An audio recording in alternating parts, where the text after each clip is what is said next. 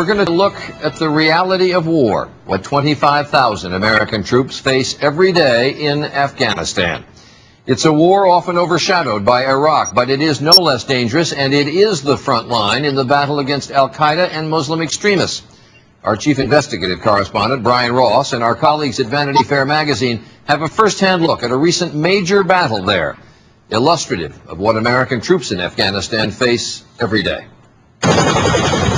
Under the cover of darkness late last month, hundreds of U.S. soldiers launched one of the biggest military actions in Afghanistan since the initial invasion 6 years ago.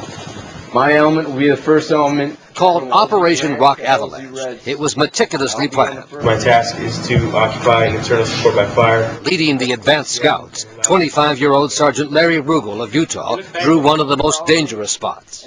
His friend, Sergeant Kevin Rice of Wisconsin, would be right behind, heading up a heavy gun squad. Even after 6 months on the front lines here, all the men were nervous. The camaraderie, but the constant firefights. Ready to go back to Chicago. The goal was to disrupt Taliban and al-Qaeda-connected militants operating out of homes in the villages. But from day one, the mission goes bad. The men of the lead element, the 2nd Platoon, arrive in the village of Yakachina to find a U.S. helicopter airstrike on a suspected terrorist hideout has killed 5 villagers and injured at least 7 more, including children. The village elders are furious, and tempers on both sides flare when the elders say there are no Taliban here. He said that there is 5 guys already dead.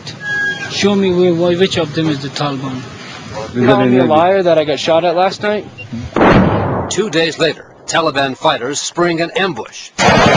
There's chaos as the shooting begins and the adrenaline flows. I'm the wrong one to play with. Then comes word someone is hit, and the men, with our cameraman Tim Hetherington, on assignment for Vanity Fair and ABC News, rush to the scene, and a grim discovery. I saw that Sergeant Rugal had been shot, and I saw there was just pandemonium. It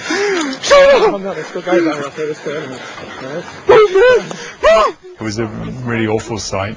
Come on, pull together, man. Come on, brother. Two friends, Sergeant Rugal on the left, Sergeant Rice on the right, had both been shot. Rugal, shot through the head, died instantly. Rice, shot in the stomach, survived, his 3rd combat injury. The hunters had become the hunted. Surrounded by enemies, 2 more U.S. soldiers would be killed and 6 seriously wounded before the end of Operation Rock Avalanche, which military commanders say badly disrupted the Taliban in the Korengal Valley, but at a heavy price. A price paid, Charlie, by the men of the 173rd Airborne. Brian Ross, and there will be more of the front lines in Afghanistan later on Nightline and in the upcoming issue of Vanity Fair. There are new tensions in Pakistan after the government again put opposition leader Benazir Bhutto under house arrest, this time for a week. It will prevent Bhutto from leading a huge march protesting President Musharraf's emergency rule. A government official insisted that Bhutto must be detained because of intelligence that militants might try to assassinate her.